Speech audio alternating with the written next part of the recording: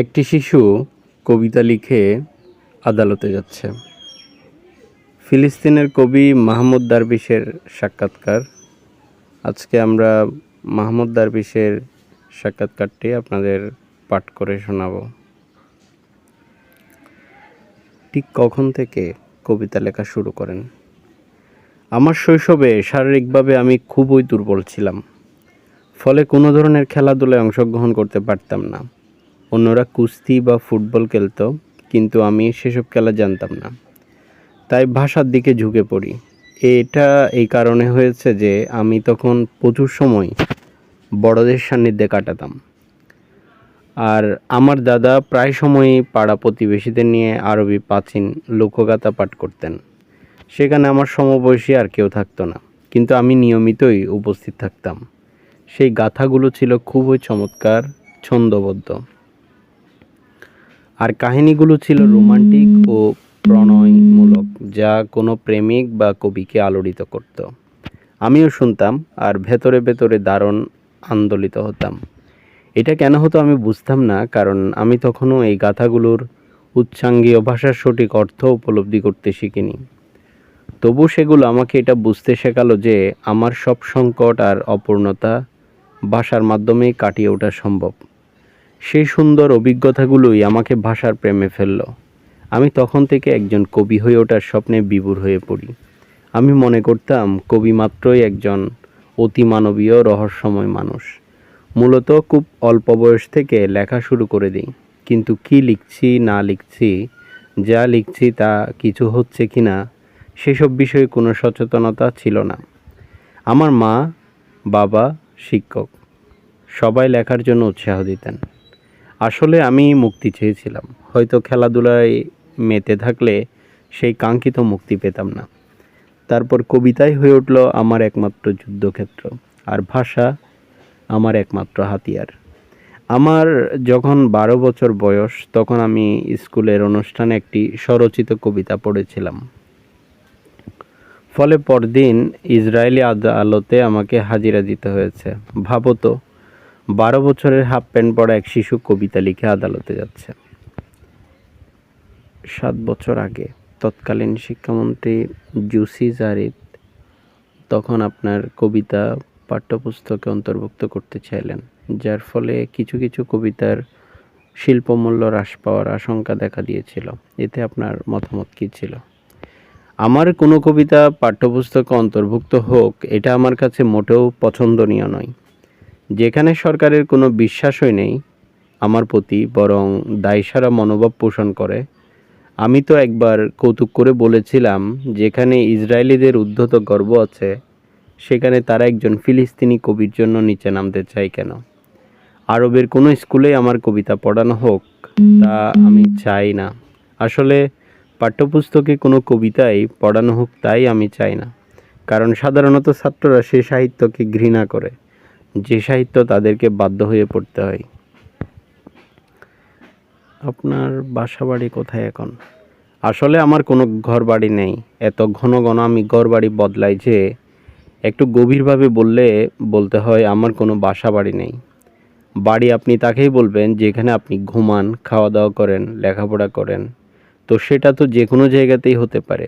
ইতিমধ্যে আমি 20 বারেরও বেশি বাসা বদল করেছি, আর প্রতিবারই সেসব জায়গায় আমার বইপত্র, ঔষধ, কাপড় চোপড় ফেলে গেছি। আসলে আমি পালিয়ে বেড়াই।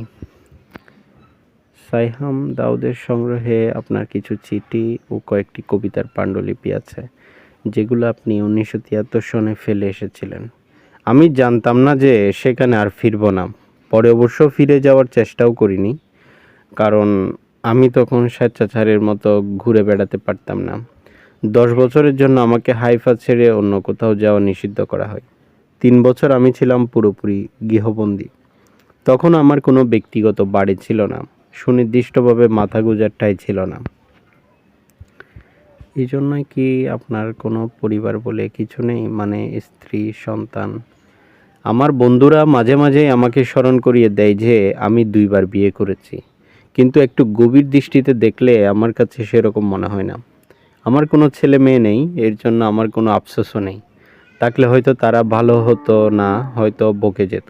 এ ধারণা করা ঠিক নয়, তবু আমার কেন জানি এমনই মনে হয়। আমি জানি না কেন এমন মনে হয়, কিন্তু এতে কোনো সন্দেহ নেই যে এসবের কারণে আমার কোনো আফসোস নেই। তবে কিসের জন্য আফসোস করেন? খুব অল্প বয়সে আমি কিছু কবিতা প্রকাশ করেছিলাম, সেগুলো অন্তত কাঁচা ছিল। তো শিল্পের বিচারে খুবই নিম্নমানের। আমার আফসোস সেসব দুর্বল ও কাঁচা শব্দাবলীর জন্য। সেসব যদি না ছাপাতাম। এই একাকিত্ব কি আপনার পছন্দ? খুব পছন্দের। যখন আমাকে কোনো বুঝসভায় নিমন্ত্রণ করা হয়, তখন আমার কাছে মনে হয় আমাকে বুঝি কোনো অপরাধের কারণে শাস্তি দেওয়া হচ্ছে। বিশেষত সাম্প্রতিক কয়েক বছর ধরে এই নির্জনতাই আমাকে বাঁচিয়ে রেখেছে। কারণ মানুষকে আমার তখনই প্রয়োজন যখন আমি তাদের মুখাপেক্ষী হব। তুমি হয়তো বলবে এটা তো স্বার্থপরতা। আমার ৫-৬ জন বন্ধু আছেন, আর এমন হাজার খানেক লোক আছে যাদেরকে আমি চিনি, কিন্তু তারা আমার কোনো কাজে আসে না। এই যাবৎ লিখিত কবিতাগুলোর মাঝে এমন কোনো কবিতা কি আছে যে কবিতা লেখার পর আপনার মনে হয়েছে এই ধারা থেকে ফিরে যাওয়া সম্ভব নয়? মায়ের কফি কি সেরকম কোনো কবিতা? মায়ের কফি কবিতাটি লিখেছিলাম 1963 অথবা 64 সালে, মাসিহু জেলে বসে। তো জেরুজালেম বিশ্ববিদ্যালয় থেকে আমাকে একবার কবিতা পাঠের জন্য আমন্ত্রণ জানানো হয়। আমি থাকতাম হাইফাতে। তো তাদের কাছে একটি আবেদনপত্র পাঠালাম ভ্রমণের জন্য, কিন্তু তারা কোনো জবাব পাঠালো না। তবু আমি একদিন ট্রেনে চড়ে রওনা দিলাম। পরদিন নাজারাত থানায় আমাকে তলব করা হলো। সেখানে তারা আমার উপর 4 মাসের নিষেধাজ্ঞা ও 2 মাসের জেল দেয়। জেলের ভেতর একদিন দেখি মেঝেতে একটা স্কট সিগারেটের বাক্স পড়ে আছে, তার উপর ছিল একটা উটের ছবি। তো সেই প্যাকেটে আমি তৎক্ষণাৎ লিখে ফেলি কবিতাটি। তারপর তো লেবানিজ সুরকার মার্কেল খলিফ এটাকে জাতীয় সঙ্গীতে পরিণত করেন। আমি কারামুক্ত হয়ে হাইফাই গিয়ে একটি দৈনিকে কবিতাটি দিই। অনেকেই বলেন এটি আমার সবচেয়ে সুন্দর কবিতা। আপনি কি আপনার জন্মস্থান বিরুয়াতে যেতে চান? না, সে কি আজ আর গ্রাম আছে? ধুধু মাঠে পরিণত হয়েছে। বসে বসে স্মৃতি রোমন্থন করতেই আমার ভালো লাগে। কি বিশাল আর খোলা প্রান্তর ছিল। তরমুজ ক্ষেত, জলফাই গাছের সারি আর বাদাম বাগান। এইসবের স্মৃতি মনে পড়ে। সেই ঘোড়াটির কথাও মনে পড়ে, আমাদের উঠোনের মালবেরি গাছে বাঁধা থাকতো যেটা। আমি খুব চেষ্টা করতাম এর পিঠে চড়তে, কিন্তু সেটা প্রতিবারে আমাকে ছুঁড়ে ফেলে দিত। আর মায়ের হাতের মার খাওয়াতো। মা প্রায়ই আমাকে পিটুনি দিতেন, কারণ তিনি মনে করতেন আমি খুব দুষ্ট। আমার কিন্তু মনে হয় না এত দুষ্ট ছিলাম। সেই প্রজাপতিদের কথাও মনে পড়ে, যেগুলোর পেছনে ছুটে ছুটে আমার মনে হতো পৃথিবীর সকল প্রান্তর আমার জন্য উন্মুক্ত। আমাদের গ্রামটি ছিল খাড়া একটি পাহাড়ের উপর। নিচে সব কিছুই ছিল সবুজ চাদরের মতো বিছানো। একদিন মাঝরাতে আমাকে ঘুম থেকে জাগানো হলো। মা বললেন আমাদেরকে পালাতে হবে। তখন যুদ্ধ বা জাতীয় হামলার ব্যাপারে কেউ কিছু বলেনি। আমরা 3 ভাই বোন, মা বাবা ও অন্য আরও অনেকে হেঁটেই রওনা দিলাম লেবাননের উদ্দেশ্যে। আমার সবচেয়ে ছোট ভাইটি, যে কেবল হাঁটতে শিখেছিল, সে পুরোটা পথই কেঁদেছে, একবারের জন্য থামেনি। আপনি কি লেখালেখির ক্ষেত্রে কঠোর কোনো নিয়ম মেনে চলেন? এক্ষেত্রে আমার কিছু অভ্যাস আছে। সাধারণত আমি সকাল 10টা থেকে 12টা পর্যন্ত লিখি। হাতেই লিখি, কারণ আমার কোনো কম্পিউটার নেই। ঘরে বসে দরজা বন্ধ করে লিখি, যদি পুরো ফ্ল্যাটে দ্বিতীয় কোনো প্রাণীও না থাকে। প্রতিদিন লিখি না, কিন্তু প্রতিদিন নিজেকে বাধ্য করে একবার হলেও লেখার টেবিলে বসাই। এখানে কোনো প্রেরণা আছে কিনা জানি না, কারণ আমি মনে করি না সব কিছুই প্রেরণা অনুপ্রেরণা দিয়ে হবে। যদি থাকেও তাহলে উচিত হবে তখনই প্রেরণা জাগানো, যখন নিজে মূল্যহীন হয়ে যাব। মাঝে মাঝে খুব সুন্দর লেখার ফ্লট আসে মাথায়, কিন্তু সেটা এমন জায়গায় যাকে ভালো বলা যায় না, যেমন বাথরুমে, হয়তো প্লেনে বা ট্রেনে। আসলে তোমাকে জানতে হবে কিভাবে লেখার টেবিলে বসতে হয়। ভালো করে বসতে না জানলে তুমি লিখতেও পারবে না। এটাকেই শৃঙ্খলা বলা হয়। আমার কেন যেন মনে হয় আপনার ভালো ঘুম হয় না, অনিদ্রায় ভোগেন। মোটেও না, আমি এক রাতেই নয় ঘন্টা ঘুমাই। অনিদ্রায় কখনো ভুগি না, চাইলে যখন যেখানে ইচ্ছে ঘুমাতে পারি। কেউ কেউ বলে আমি ক্ষয়ে গেছি, শেষ হয়ে গেছি। জানি না তারা এসব কোত্থেকে পায়। হয়তো কোনো হিব্রু দৈনিকে এসব সংবাদ ছাপা হয়। আমাকে এক প্রকার রাজপুত্রই বলতে পারো। একজন যুবরাজ তো সমাজের সর্বোচ্চ মহলেই থাকেন। মূলত এটা কোনো বিষয় না, কিন্তু এটা কি সত্য যে আমি তাদের পৃষ্ঠপোষকতা করছি? এটা আমার কথা নয়, বরং কিছু মানুষ আমাকে এভাবেই ব্যাখ্যা করে থাকে। আপনার জীবনে একবার মৃত্যুকে প্রায় স্পর্শ করেছিলেন, এখন এই শরীর ও বার্ধক্য কি আপনাকে ভীত করে তোলে? আমি এই যাবৎ দুইবার মৃত্যুর দ্বার প্রান্তে গিয়ে ফিরে এসেছি। একবার 1984 সালে, আর একবার 1998 সালে। দ্বিতীয়বার তো ডাক্তার আমাকে মৃতই ঘোষণা করে ফেলেন। আমার শেষকৃত্যের জন্য সবাই প্রস্তুতি নিয়ে ফেলে। 1984 সালে আমি ছিলাম ভিয়েনায়, সেখানে হার্ট অ্যাটাক হয়। আমার কাছে মনে হয়েছিল আমি যেন উজ্জ্বল আলোয় শুভ্র মেঘের উপর সাবলীল ভঙ্গিতে ঘুমিয়ে আছি। আমি মনে করিনি এটা মৃত্যু। আমি ভাসমানই ছিলাম যতক্ষণ পর্যন্ত আমার ভেতরে তীব্র ব্যথা অনুভূত না হলো। কারণ এই ব্যথার বোধই ছিল জীবনের দিকে ফেরার সংকেত। আমি বলি, সেবার 2 মিনিটের জন্য মরে গিয়েছিলাম। 1998 সালে আমার হার্ট অ্যাটাক হয়। এবার এসে প্রচণ্ড প্রতাপ নিয়ে আক্রমণ করে। আগের বারের মতো এটা কোনো সুখদ নিদ্রা ছিল না, এটাও মৃত্যু ছিল না, তবে ভয়ানক এক যুদ্ধ ছিল, যে যুদ্ধ আমাকে বিপন্ন করে ফেলেছিল। মৃত্যু নিয়ে আপনার এখন কি মনোভাব? তার জন্য আমি প্রস্তুত, তবে অপেক্ষমান নই, কারণ অপেক্ষা করাটা আমার পছন্দ নয়। আমার একটি প্রেমের কবিতা আছে, যেখানে এই বিষয়টি তুলে ধরেছি। কবিতাটি এমন: তুমি অনেক বিলম্ব করেছ এবং অবশেষে আসনি। আমি ভাবি হয়তো গিয়েছ এমন জায়গায় যেখানে সূর্যোদয় হবে। হয়তো বা গিয়েছ কেনাকাটা করতে, হয়তো আয়নায় দেখেছ নিজেকে, আর নিজেই পুলকিত হচ্ছ নিজের স্পর্শে। হয়তো সড়ক দুর্ঘটনায় আক্রান্ত হয়ে এখন হাসপাতালে আছো। হয়তো প্রভাতে ডেকেছিলে আমায়, আর আমি ছিলাম না। এক তোড়া ফুল কিংবা মদ কিনতে গিয়েছিলাম। হয়তো তুমি মরেই গিয়েছ, কারণ মৃত্যু আমার মতোই অপেক্ষা পছন্দ করে না। মৃত্যুর সাথে আমার একটা অলিখিত চুক্তিপত্র আছে, যা খুব পরিষ্কার। আমি তো এখনো মূল্যহীন হয়ে যাইনি। এখনো আমার অনেক কিছুই করার বাকি। আমার সাথে তোমার কাজ আছে, যুদ্ধও আছে, কিন্তু আমার কবিতার সাথে তোমার কোনো সম্পর্ক নেই। আমি তাকে বলেছি, এটা তো কোনো ব্যবসা নয়, সুতরাং চলো আমরা আলোচনায় বসি। অতঃপর তুমি তোমার সময় বলে দাও, আমি প্রস্তুত থাকব। উত্তম পোশাকে সজ্জিত হয়ে তোমার সাথে সাক্ষাৎ করব আমার লেখার টেবিলে। তারপর একটি কবিতা লিখব। তারপর তুমি তোমার কাজ সেরো। মৃত্যুকে নিয়ে আমার কোনো ভয় নেই। আবার আমি এ ব্যাপারে অন্যমনস্কও নই। তাকে গ্রহণের জন্য আমি প্রস্তুত।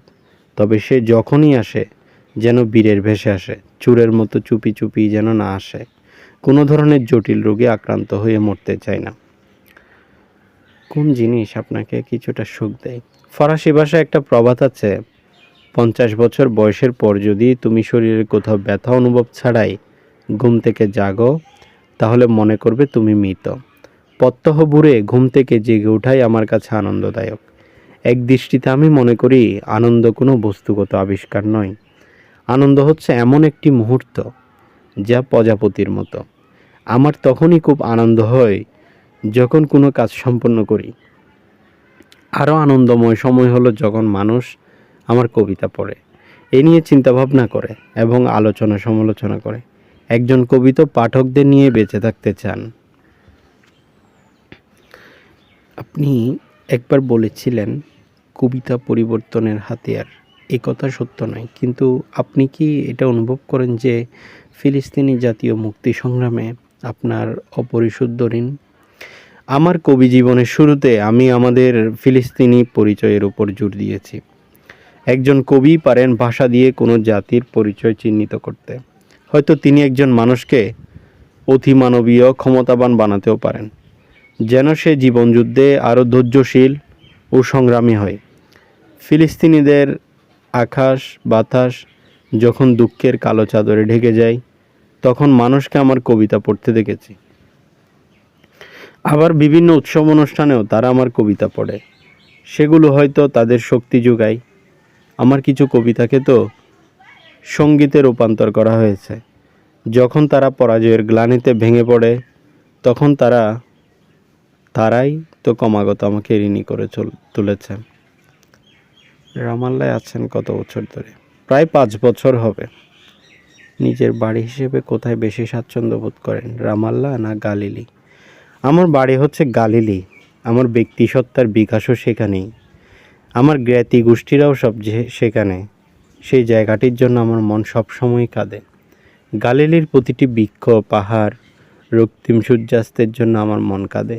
পুরো ফিলিস্তিনই আমার মাতৃভূমি, কিন্তু আমার একান্ত আপন জায়গা হলো সেটি, যেখানের প্রতিটি ফুলকে আমি বিপুল বিস্ময় নিয়ে দেখেছি, চিনেছি। তা হলো গালিলি, রামাল্লা নয়। কিন্তু আমি তো আর সেখানে যেতে পারছি না। এই রামাল্লাতেই গৃহবন্দী হয়ে পড়ে আছি। প্রিয় গালিলি, আর কোনো দিন আমার বাসস্থান হবে না। ইতোমধ্যে সন্ধ্যা নেমে এসেছে। আমরা ইসরায়েলি ট্যাঙ্কগুলোর গর্জন শুনতে পাচ্ছি। কারফিউর সময় শুরু হয়ে গেছে। তারা ট্যাঙ্ক বহন নিয়ে আমাদের রাস্তায় রাস্তায় টহল দেওয়া শুরু করছে।